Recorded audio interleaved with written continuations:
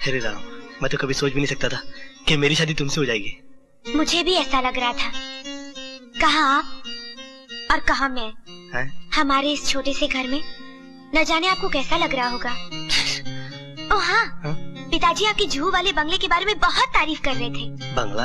हाँ, हम लोग कल ही बॉम्बे जाएंगे और वहाँ रहेंगे। बम्बई की आबो हवा काफी खराब है। गांव में बड़ी अच्छी हवा चलती है। मेरा तो दिल ही नहीं करता कि यहाँ से कहीं जाऊँ मैं। छी छी छी छी, कितने शर्म की बात है। मेरी सहेलियां ताना मारेंगी कि इतना करोड़पति पति और अभी तक ससुराल में पड़े हुए हैं। हम लोग कल ही बॉम्बे जाएंगे और जुहू वाले बंगले में रहेंगे।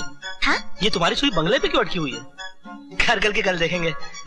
आज की रात तो बंगले की हुज्जत में मत गुजारो। नहीं, पहले आप वादा करो कि कल मुझे बंगले पर लेके ही जाओगे। अरे ठीक है भाई, मैं कल तुम्हें बंगले में ले जाऊंगा।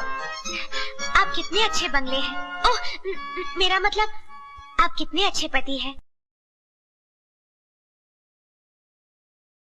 अरे राम।